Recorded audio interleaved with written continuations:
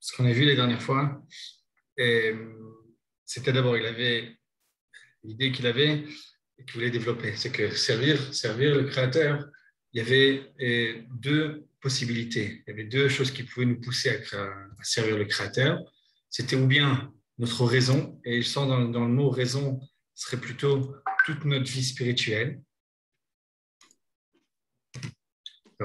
Donc, c'est toute l'aspiration spirituelle qu'il y a dans l'homme, sa moralité, son étincelle divine.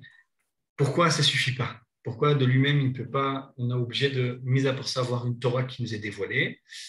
Et là, il a développé en gros, qu'il y avait un certain retard qu'on ne pourrait pas rattraper tout seul. On a besoin de cette aide-là, on a besoin de cette aide extérieure apparemment pour pouvoir servir Dieu comme il faut. Mais malgré ça, il dit qu'il y a une différence, une grande différence entre quelqu'un qui travaille, qui fait ce travail-là de lui-même, par sa raison, par sa recherche à lui, plutôt que quelqu'un qui fait juste parce qu'il l'a lu dans un livre qui est extérieur à lui. Il a donné, on a vu tous les avantages qu'il y avait de l'un à l'autre.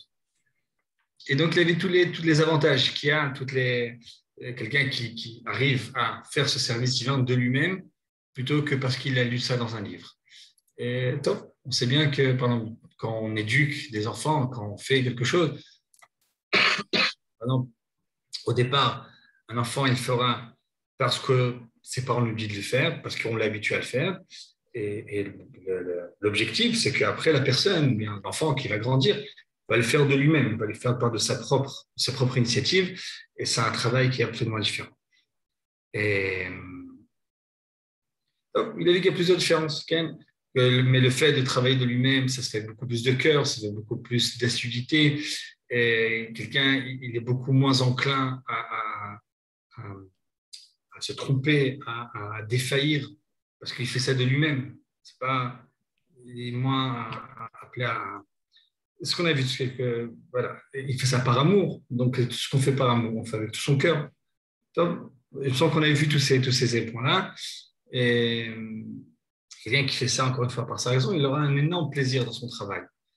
C'est évident que tout ce qu'on fait de nous-mêmes, qu'on fait par choix, ça nous remplit de plaisir, ça nous remplit de satisfaction, plus que quelque chose qu'on fait parce qu'on a l'impression, parce qu'on a la réelle impression qu'on est obligé de le faire. Mais ce qu'on fait, encore une fois, qui est le fruit de notre propre mûrissement, c'est sûr que cette chose-là est beaucoup plus agréable à faire, et donc, etc. Donc, voilà. Je dois maintenant expliquer, on en était là, l'excellence de la Torah, aussi bien que nous permettra ma force, chose qui nécessite les versements de la Torah sont également au nombre de 7. C'est-à-dire que, d'abord, il a mis le côté, quel est l'avantage à cette. Il a passé à l'avertissement, on a dit qu'en hébreu, c'est itorerut. Itorerut, c'est se réveiller. C'est la façon dans laquelle, ce qui nous pousse à faire notre service divin. Quelqu'un qui est poussé, mu par sa propre raison, c'est ce qu'on a vu, ce qu'il y a eu précédemment, c'est tous les avantages qu'il y a à ça. Et maintenant, il explique pourquoi, malgré ça, l'avertissement, c'est plutôt le réveil, la force de conviction de la Torah, elle nous est nécessaire. Pourquoi on a exemple, on a besoin de cette Torah-là, et en quoi il y aura un avantage, le fait d'avoir, le fait que Kadosh Baruch Hu, que le Créateur nous a donné cette Torah-là pour nous expliquer notre devoir. Alors, il explique ça. L'homme est composé d'une âme et d'un corps. Certaines de ces dispositions innées le poussent vers les jouissances matérielles, l'engloutissent dans les appétits bestiaux et rompent les brides de la raison. Donc, on a un côté en nous qui va vers la matière. De l'autre côté, certaines, au contraire, le conduisent à mépriser le monde, délaisser la civilisation avec ses calamités, ses douleurs, ses deuils. Elles font inspirer au monde de l'intellect supérieur. En nous, on a ces deux penchants-là. Un qui est de complètement s'asservir à ce monde-ci, au monde matériel.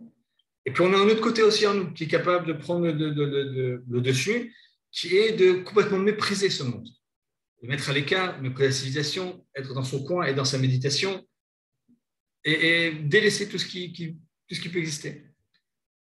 Et ce qu'il dit, c'est le problème, c'est qu'il faut trouver un équilibre. Parce que tomber dans une de ces extrêmes, de ces voies-là, aucune de ces deux voies n'est bonne. La première détruit l'ordre du monde. La seconde met en jeu la vie de l'homme sur la terre et dans l'au-delà. Okay. Je ne sais pas ce qu'est la première et la seconde.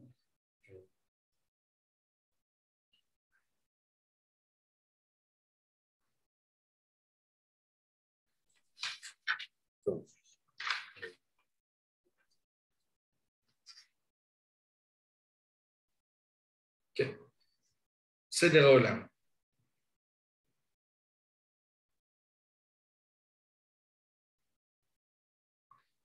Là, c'est la première. Quelqu'un qui va être complètement poussé par, disons, par son côté spirituel. Vous savez, dans la Torah, comme vous le savez savoir, il n'y a pas un idéal d'ascétisme dans le sens d'être dans un monastère, d'être dans un cloître comme ça, de fermer dans une cage et ne pas bouger. L'idéal, là, n'est pas un idéal dans la Torah. D'abord parce que l'homme, il n'est pas fait pour vivre comme ça. Et en contre, ce n'est pas la volonté de Dieu. Que je nous a créé sur Terre pour qu'on vive sur Terre. Donc, on a ce penchant qu'on a en nous qui est de nous lier de façon correcte à ce monde-ci. Il faut le respecter aussi. Donc, mettre en avant que notre côté spirituel est complètement tout délaissé, comme il y avait parfois, vous savez, dans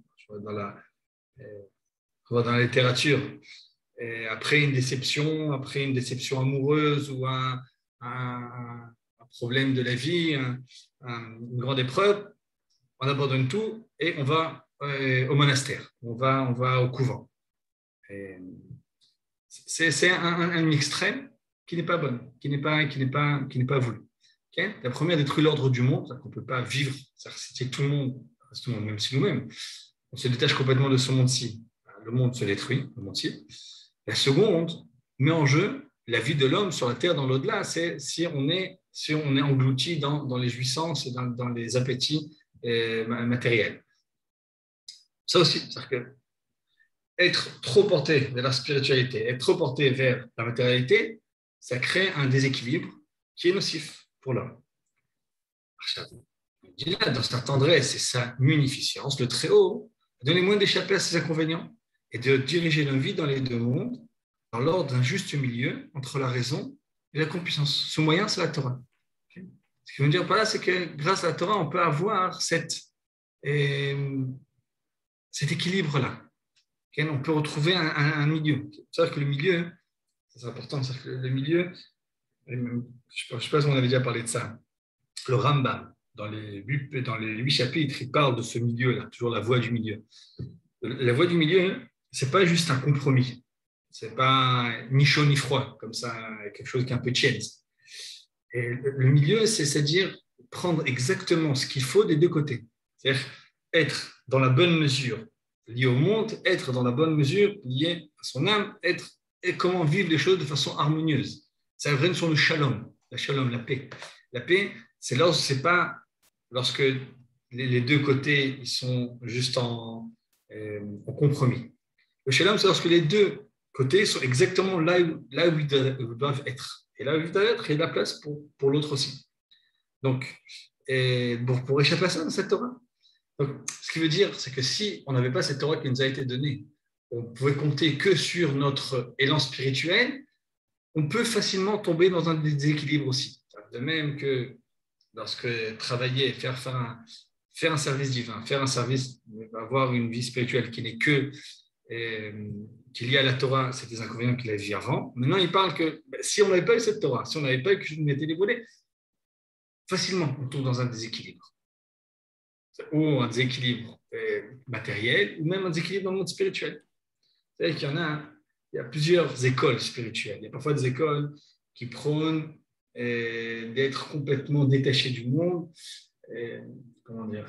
de vivre sur des miracles, c'est-à-dire que ne pas travailler, ne pas parfois ils disent de ne pas prendre de médicaments, qui s'avèrent ne pas se vacciner, ne pas faire ceci, ne rien faire, ne compter sur les miracles, compter sur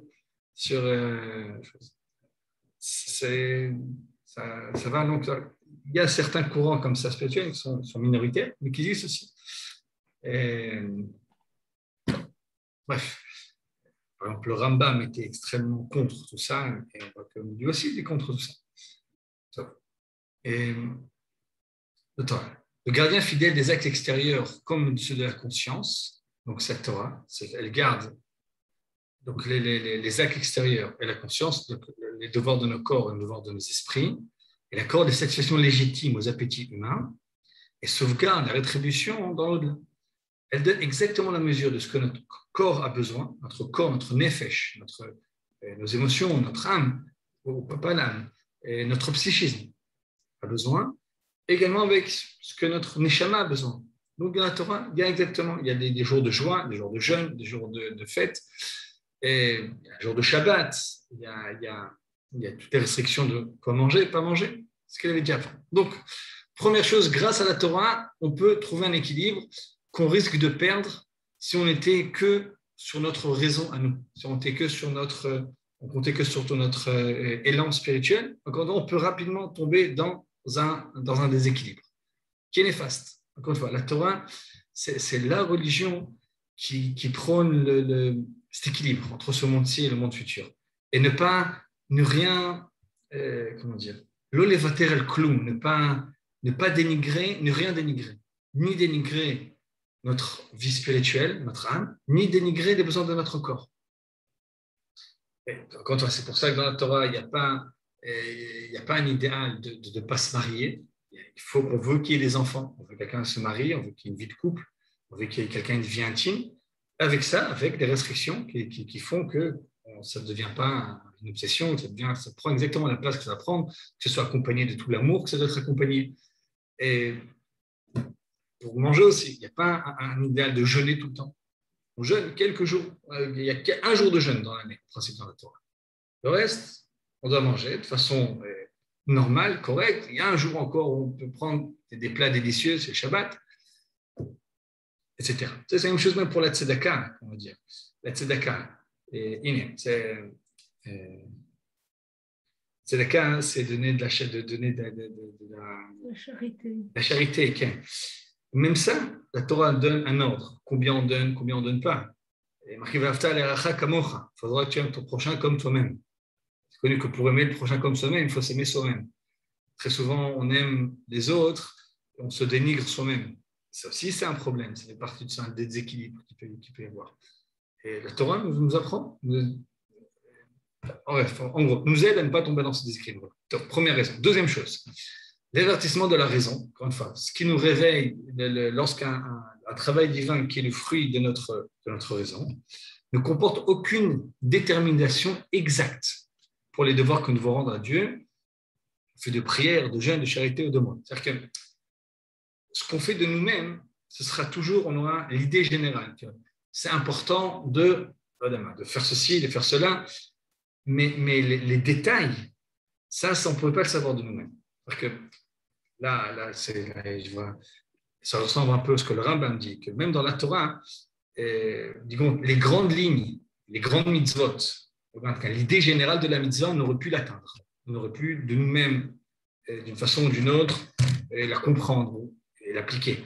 Mais les détails de la mitzvah, ces détails-là, on n'est pas capable de nous-mêmes de le faire. Ça peut se faire que parce qu'on a reçu une parole prophétique qui peut nous dire exactement. Il ne nous fait pas connaître les peines. Donc d'abord, on déterminer de façon exacte les devoirs que nous devons rendre à Dieu, les prières, les jeûnes, les charités, le monde, ça on n'a pas pu savoir exactement. On a juste fait selon notre bon sens et pas tout le temps notre bon sens est exact. Autre chose, il ne fait pas connaître les peines dont nous sommes passibles lorsque nous manquons le devoir de soumission au Créateur. C'est-à-dire qu'on a nous-mêmes, on aura beaucoup plus de mal à créer une hiérarchie entre les mitzvot. Et en tout cas comprendre quelles sont les implications lorsqu'on n'a pas accompli telle mitzvah, qu'est-ce que ça entraîne. C'est-à-dire que toutes les peines dont on est passible. Ce n'est pas quelque chose qu'on aurait pu nous-mêmes savoir. Dans la Torah, il y a plusieurs sortes. Parfois, il y a un interdit, parfois c'est un interdit qui est plus grave, qui est ce qu'on appelle chiyuv mita, parfois il y avait des mises à mort, très très très rares, mais parfois il y a certaines punitions, certaines transgressions qui sont passibles de mise à mort. Bref, de nous-mêmes, on ne peut pas savoir. En gros, ce qu'il veut dire, c'est que ce qu'on fait, si on n'avait pas eu la Torah, on n'aurait pu que de nous-mêmes, notre connaissance aurait été restreinte. C'est sûr qu'on n'aurait pas pu savoir dans les détails les implications exactes de ce qu'on fait, les peines de chacune des mitzvahs ou chacune des avérotes. Donc, les précisions nécessaires à cet égard ne sont apportées que par la Torah et seulement des prophètes, afin que soit atteint le but visé par la coopération de la raison et de la Torah, c'est-à-dire la soumission au travail. C'est-à-dire que les deux à la fois, que lorsqu'on a et donc notre raison et maintenant c'est de l'enseignement des prophètes, on peut accompagner, c'est-à-dire on aura cette image complète en face de nous et qu'on peut savoir l'idée générale, les détails, les conséquences de chaque chose. Et parfois, le fait de connaître les peines, ça nous permet de classifier. Si on a deux choses qui sont en face de nous, à qui donner la primauté, à qui donner à faire passer avant l'autre. Donc, en gros, si on comptait que sur notre raison, on aurait eu des limites. Il y a des limites à ce qu'on est capable de percevoir. Troisième chose encore, l'investissement de la raison n'est pas susceptible d'être reçu par tout le monde. Étant donné l'inégalité intellectuelle de l'homme, c'est-à-dire si on compte que sur la raison, que sur sa capacité de déduire, sa capacité même à raisonner, son penchant même spirituel, alors on aurait des dizaines de taureaux. Il y a un problème d'inégalité. De même qu'il y a des inégalités au départ dans les capacités. Il y a aussi des inégalités dans ceux qui vont accomplir. Et donc, toute cette mitzvot, toute cette Torah qui est là pour nous faire du bien, qui va nous faire progresser, ça aurait été uniquement ça aurait été juste une minorité. Vous savez, dans le Kuzari. Dans d'autres cas, dans le Kuzari, lorsqu'il parle par exemple le Kuzari, c'est donc ce roi-là qui a cherché, qui a eu un rêve, qui lui disait sans arrêt, sache que ta volonté est bien reçue, mais tes actions ne sont pas correctes. Il a cherché à comprendre ça. Et quand il a cherché, il a pris conseil avec d'abord un philosophe. C'est l'archétype du philosophe aristotélicien. Après, il parle avec un chrétien, après avec un musulman. À la fin, il va aux juifs. Et lorsqu'il parle à ce philosophe-là, il lui dit l'homme a été créé pour développer sa raison, pour toutes ses capacités, pour acquérir des vérités.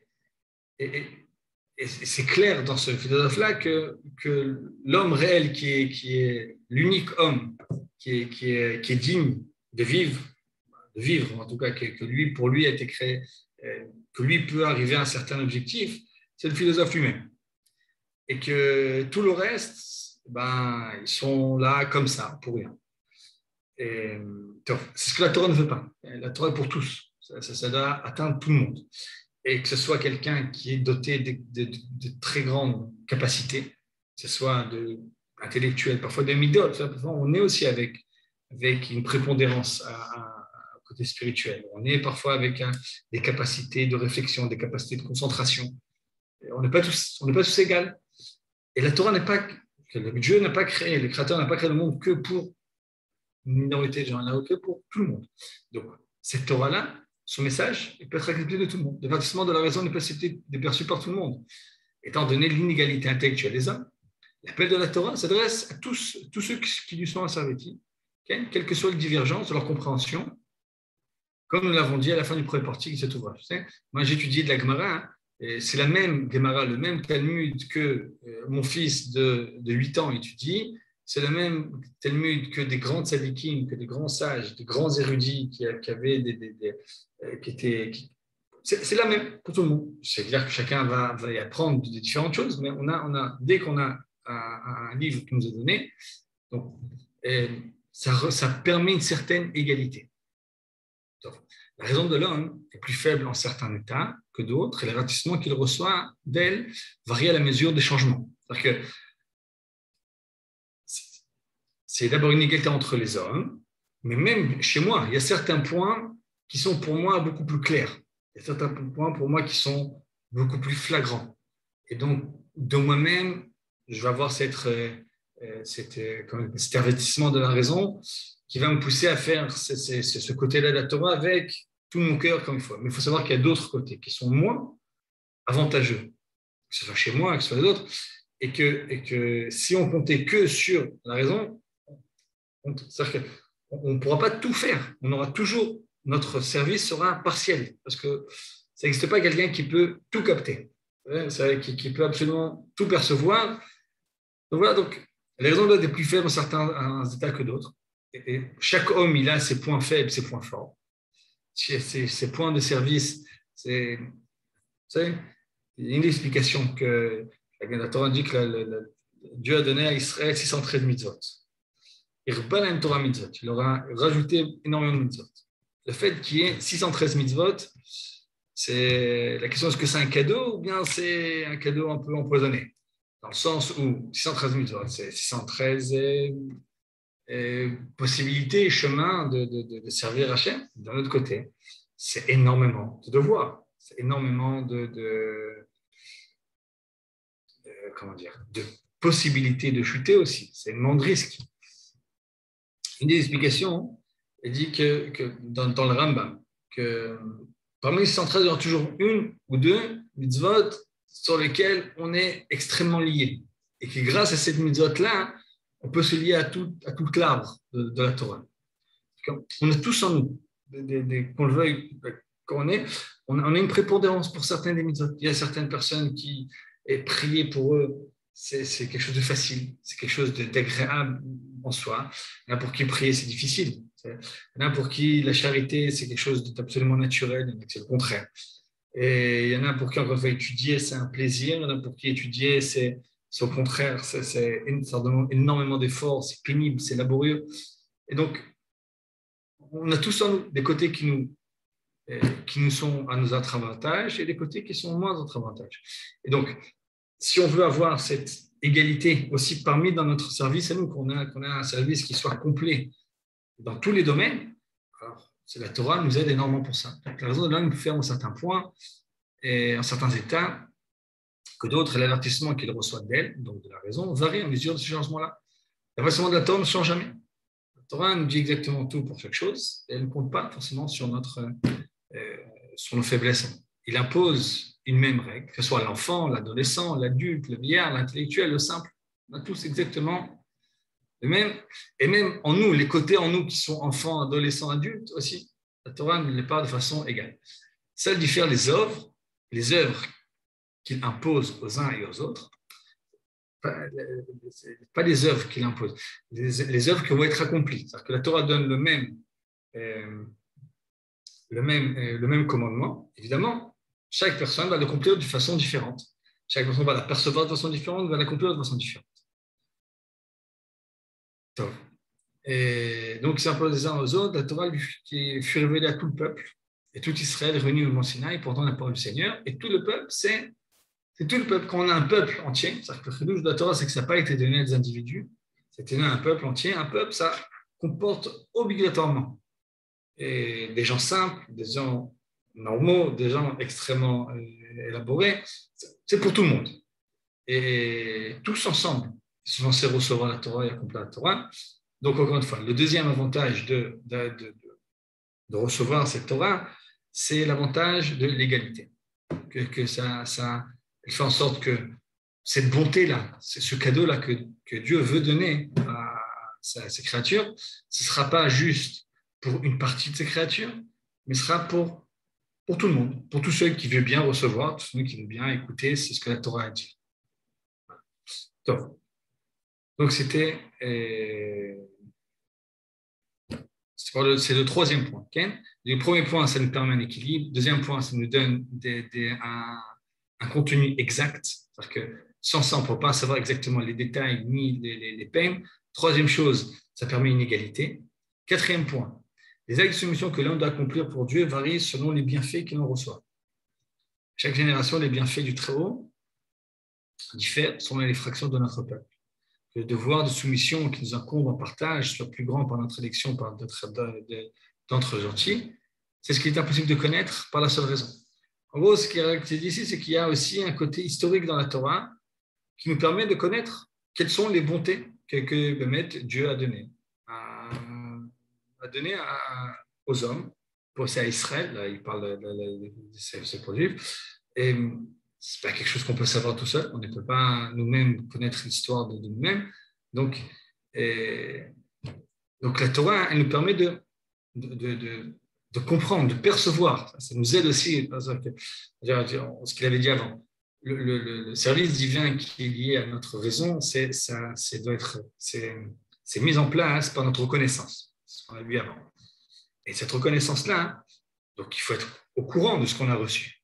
Et ça peut se faire que par la Torah. Ça peut se faire que par cette Torah qui nous a été dévoilée. Et sinon, nous-mêmes, on n'aurait jamais pu savoir ça. Il y a certaines données, certaines vérités qui sont historiques, sur la sortie d'Égypte et le don de la Torah. On ne peut plus savoir si on n'avait pas 40 ans dans le désert, que si nous-mêmes, on n'a pas reçu cette Torah qui nous raconte tout ça.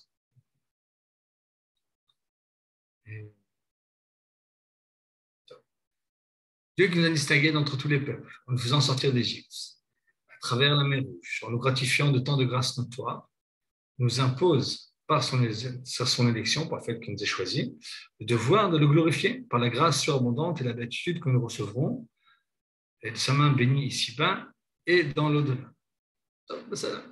Et ce qui est marqué, ouais, tout ce que j'ai fait en Égypte, je vous ai porté sur des ailes d'aigle, je vous ai fait venir jusqu'à moi, je vous ai porté ma voix, être fidèle. Non, il y a un problème. Regardez. Une seconde. J'ai rescanné cette page-là. Hop. C'est plus clair comme ça. Ok. Tout ça, c'est clair par la Torah. Vous avez vu ce que j'ai fait en Égypte. Je vous ai porté sur des ailes d'aigle et je vous ai fait venir jusqu'à moi. Si vous écoutez ma voix et êtes fidèle à mon alliance, vous serez pour moi une nation de pontifes, même les Kohanim, un peuple saint, le Goy Kadosh.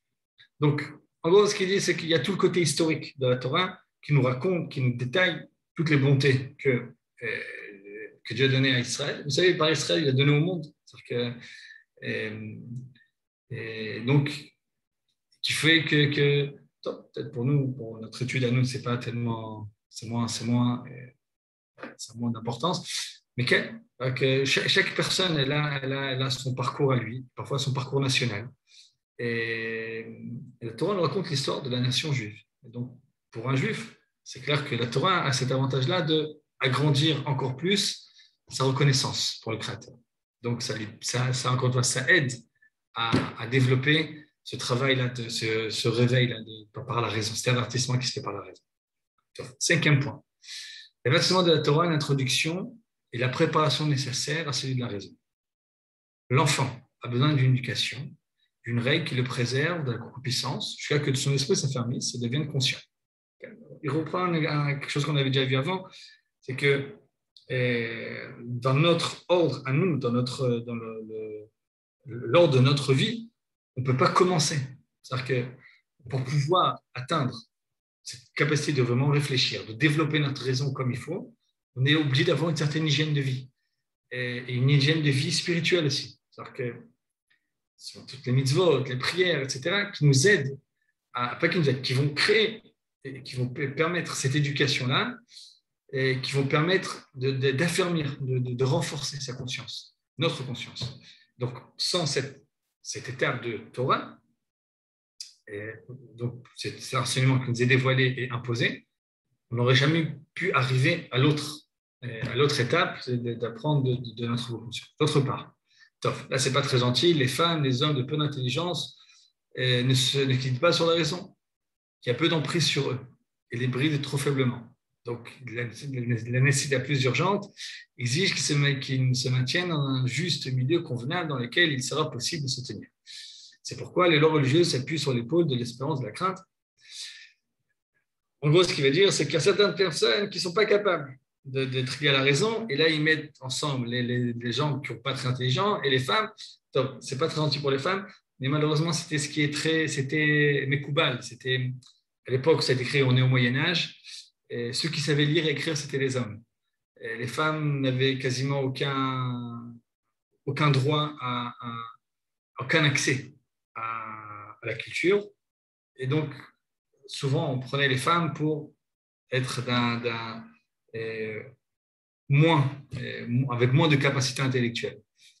Top, Baruch Hashem, avec le temps, cette chose-là a changé et les femmes aussi ont eu accès à la culture comme tous les autres. Et voilà. Mais c'est-à-dire que c'est pas, ce qu'il dit ici, c'est pas, représente les femmes comme étant de moindre intelligence, mais c'était un avis qui était commun à son époque. Tout le monde pensait comme ça. Bref, on a les femmes. En gros, ce qu'on a dit, c'est que ce soit un enfant ou bien des personnes de même qui n'ont pas cette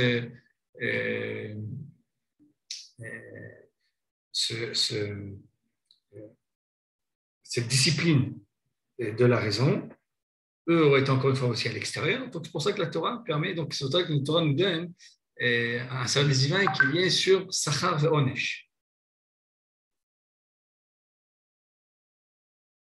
Okay. Oups, c'est pas censé être là.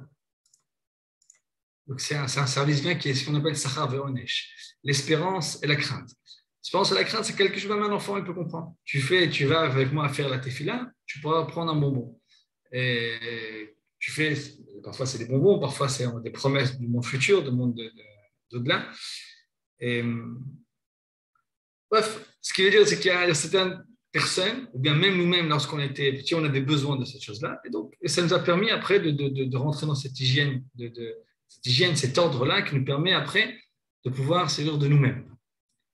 Et, tout ça, on peut parler de ça dans le sens de Teshuvah aussi. Tout ce qu'on parle de ça, on peut parler de Teshuvah. Teshuvah, c'est ce qui nous pousse à grandir, qui nous pousse à revenir vers notre source, qui nous pousse à revenir vers nous-mêmes. Ça peut, parfois, quelqu'un il fait cette Teshuvah-là par quelque chose d'extérieur à lui. C'est quelque chose qu'il a entendu, quelque chose qu'il a lu. Et parfois, quelqu'un fait Teshuvah par un mouvement qui vient de l'intérieur. Tout ce qu'il dit ici dans les avantages de l'un de l'autre, ça marche pour ça aussi. C'est sûr qu'on a beaucoup plus de facilité à changer.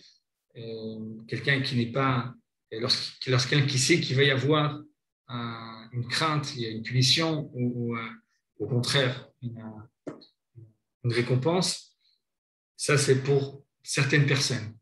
Et donc, en gros, on fait ça pour nous-mêmes, pour ne pas souffrir, ou bien pour recevoir un certain plaisir. Et il y a un autre parcours qui est fait tout simplement par le devoir, par le désir de faire la vérité, de vivre selon ce qui est vrai, selon ce qui est significatif. Bref, donc c'est pourquoi les lois religieuses s'appuient sur l'épaule de l'espérance et de la crainte, parce que c'est pour pouvoir atteindre aussi toutes les personnes qui ne sont pas liées à leur raison de façon convenable. Vous savez qu'aujourd'hui, c'est des enfants, aujourd'hui, on est dans une société qui est infantile, on pousse jusqu'à longtemps le fait d'être des enfants. Je ne sais pas si c'est exact ou pas. Des personnes même qui ont 30, 40, 50 ans jouent avec des jeux vidéo, des choses qu'il n'y avait pas tellement à l'époque. De façon générale, les enfants ont du mal à grandir. Ça prend beaucoup plus de temps. En Israël, il y a l'armée. Généralement, à 18 ans, c'est des bébés, ils vont à l'armée. Au bout de 2-3 ans, vraiment, ça les transforme. Mais très souvent, on prend beaucoup plus de temps à grandir et à faire des choix, à s'engager, toutes sortes de choses. On voit il y a de plus en plus un retard dans l'âge des mariages. C'est lié à ça, que les gens n'ont pas envie de prendre sur eux ces contraintes-là qui s'appellent le mariage. Et, voilà. Top. Bref, donc on a besoin de cette Torah-là qui nous aide de l'extérieur, qui nous promet des choses pour pouvoir aussi, à ces personnes-là, pouvoir les aider à agir comme il faut. L'homme qui se met pleinement au devoir du culte participe à l'élévation des saints, l'élévation des saints. Et les rétributions d'ici là et de là sont faites pour lui. C'est-à-dire quelqu'un qui travaille, qui fait son service divin, et pour les raisons qu'on a dit avant. C'est-à-dire que pour recevoir des récompenses, hein, lui-même, c'est pas le summum du travail, c'est pas exactement ce c'est pas l'état final, mais quelqu'un comme ça, il a le droit aussi à sa récompense parce qu'il a fait ce qu'il fallait. Mais celui qui de là s'élève à l'adoration de la raison, né de la raison, lui, il parvient au degré des prophètes. Okay? C'est-à-dire que il peut être kadosh ou chassid, il peut être impieux, quelqu'un qui est comme le premier état, mais quelqu'un qui fait ça de lui-même, par sa propre initiative, par sa propre compréhension, et alors lui, il peut être comme les prophètes. Et des élus suprêmes, dans ce monde, sa part est la joie. Okay? Ça, c'est important. Quelqu'un comme ça, il vivra dans la joie. C'est quelqu'un qui vit sans arrêt pour autre chose. Il a certaines satisfactions, mais c'est pas la même chose que quelqu'un qui prend plaisir à la chose pour elle-même. Parfois, quelqu'un fait un travail qui est pénible, mais c'est qui est bien rémunéré après. Il sera toujours dans quelque chose de premier. La femme. Est-ce dès que je termine, après on revient sur la femme. C'est-à-dire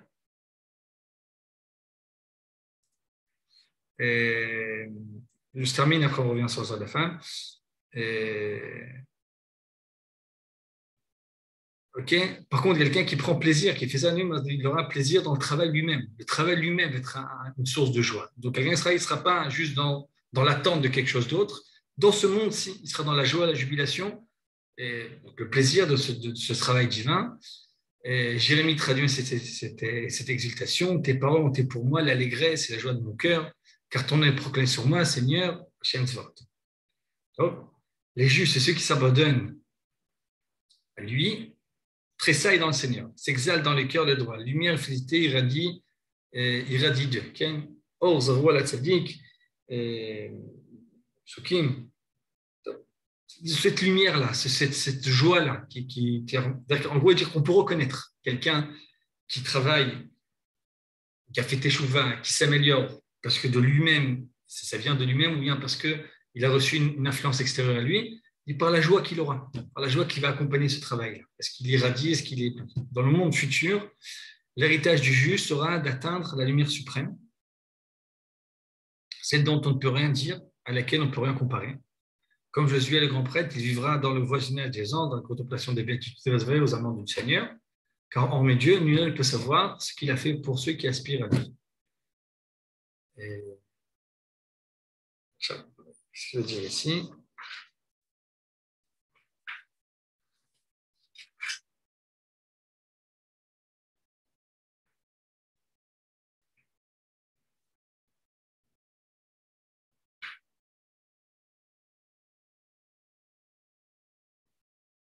Donc, tout ça, ça fait partie, c'est juste là qui parle, c'est ceux qui travaillent donc par l'adoration née de la raison. Eux, ils auront une lumière, une lumière suprême, une joie qu'on peut même pas comprendre, qu'on ne peut même pas percevoir. Et il y a marqué, il y a un passage qui est comme ça, hormis Dieu, nul œil ne peut voir ce qu'il a fait pour ceux qui aspirent à lui. Ceux qui sont vraiment, qui sont liés à lui, qui ont recherché le Créateur, n'ont pas recherché juste un salaire ou une punition, qui ont vraiment recherché le Créateur lui-même, pour eux, absolument rien. Et on n'a même pas idée, on ne peut même pas exprimer ça. Personne n'a jamais vu encore, n'a pu nous raconter ce qui attend. Maintenant, pour la question qui a été posée, est-ce qu'il y a des textes de la Torah qui confirmeraient que la femme est moins intelligente? Non.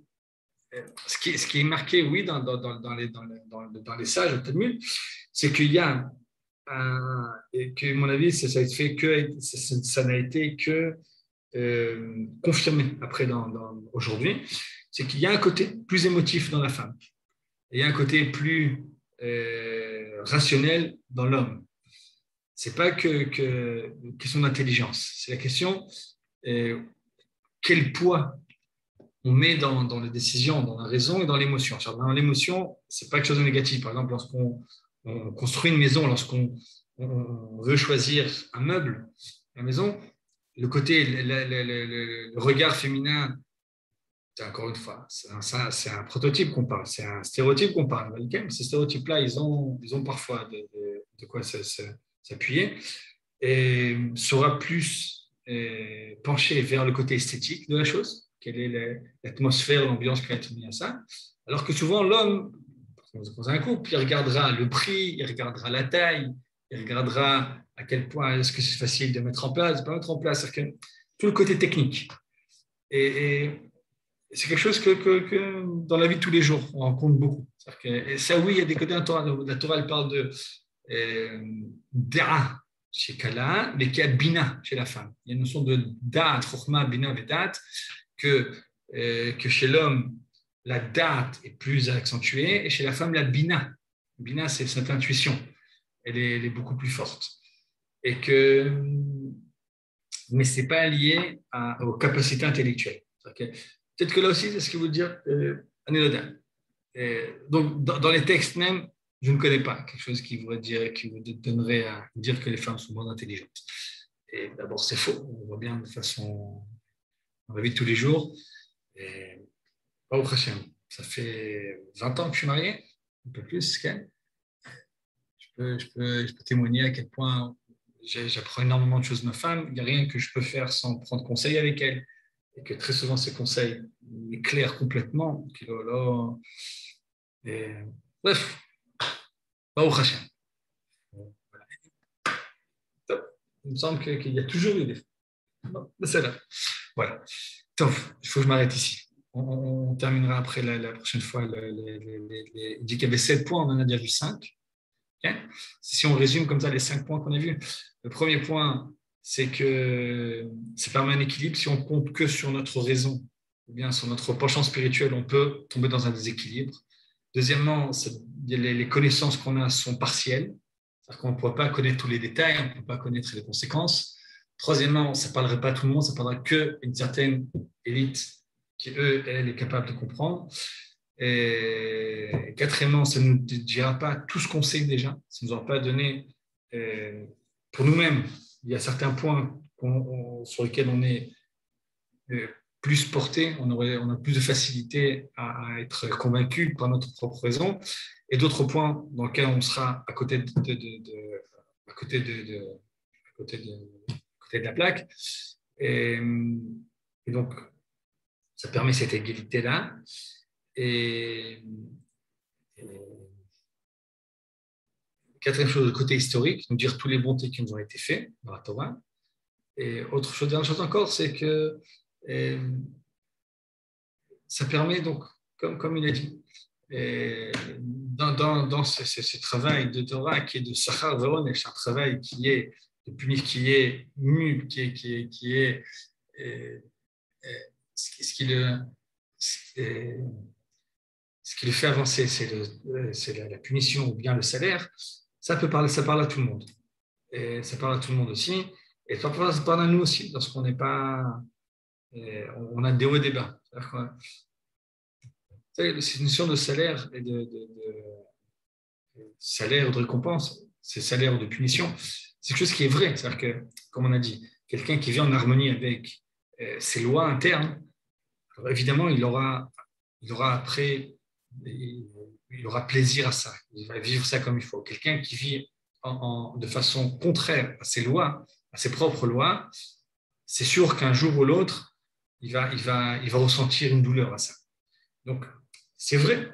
Donc, si on fait ça que pour éviter ces douleurs-là, c'est déjà très, très bien. C'est le début. Ça nous permet après de mettre en place, encore une fois, ce travail qui est lié à la raison. Mais comme il a dit encore, le travail qui est lié à la raison, c'est un autre degré. C'est un autre degré. Ça sera plein de joie. Il y aura une lumière sur le visage de cette personne-là. Et même dans le monde futur, le Sachar qui l'attend, et le Sachar, le salaire qu'il attend dans mon futur, lui, on ne peut même pas le calculer. Et zéro. Oups. Une seconde. Comment je fais pour... Ah, j'ai pas fait de... Bon. Stop share. Voilà. Top.